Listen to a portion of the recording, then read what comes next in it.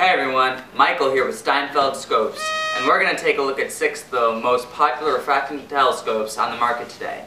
Alright, we handpicked these telescopes because of their durability and the fact that they're great at looking at things like our moon, local stars, local planets. Alright, these are some of the best telescopes that we could offer. Alright, so let's take a look at them. But before we do that, let's take a look at our standard Meade 80mm so we can familiarize ourselves with the basic features of a telescope. Alright? This is our focal length. It's the space between our lens and our eyepiece, okay? If we turn it here, you can see our lens. This being our aperture, the diameter of our lens. Back here is our eyepiece. So this is our standard telescope. First, we have the Meade 80mm LX80. It's really an awesome telescope. It's not too complicated, pretty easy to put together and to operate. You're going to get really clear pictures of whatever you're looking at, really detailed too. It's a pretty advanced telescope, uses pretty quality material, so it's a little on the expensive side. It'll run you about $1,800, but I really think that this telescope is worth that kind of money. Next on the list, we have the Celestronomy.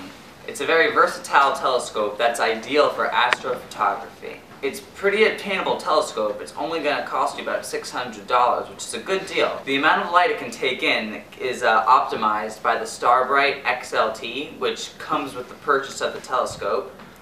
It's going to give you a very clear image, very detailed and clear, and it's got a very user-friendly mount, which can also it has slow motion features. This telescope has a very large aperture, so I wouldn't recommend it for viewing bright objects like very bright stars or very bright planets because it'll let in too much light and ruin your picture.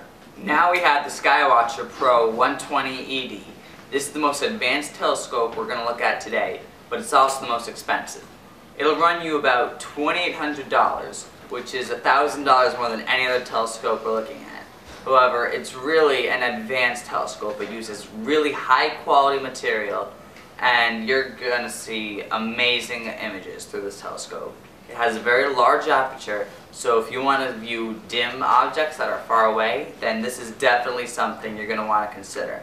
But if you want to get detailed images of things like our moon that has a lot of light, then you don't want to consider this telescope as it'll let in too much light and ruin your picture. Moving along, we have the Celestron Advanced series. It's an ideal choice for the average telescope enthusiast. It's about $1,200, which is a really good deal for this kind of telescope. It has a very long focal length, which is good for getting very clear images. It comes with a German equatorial mount, which has a lot of cool features. It has the option of connecting your telescope to your personal computer, which I find really interesting. The ability for this telescope to focus in on objects is one of our favorite features about it, and you can get really specific, detailed images of whatever you're looking at. Next, we have the A80MF. This is the least expensive telescope that we're looking at today. It's a very moderate $479. Very attainable, not too expensive. You know, a lot of people can get this telescope. You know, a lot of people like this telescope too. It's excellent for viewing things like the moon as well as planets within our solar system. It has one of the smallest apertures of the telescopes we're looking at today, which again is great at looking at things like the moon and the stars that I just mentioned.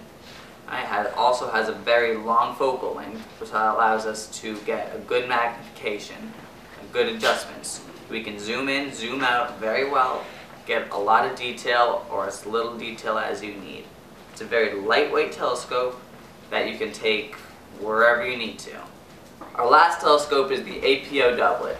It's the smallest and lightest telescope that we're looking at today. Its light and compact structure is perfect if you want to take it out to rural areas or suburbs or anywhere with less light pollution in the city. It has a nice small aperture which is going to help you view those bright objects that we like to view. And it's about $1,800, which some people might say is a little too expensive for this telescope, but I tend to disagree. I think it's a very acceptable price. So our choice is the LX80.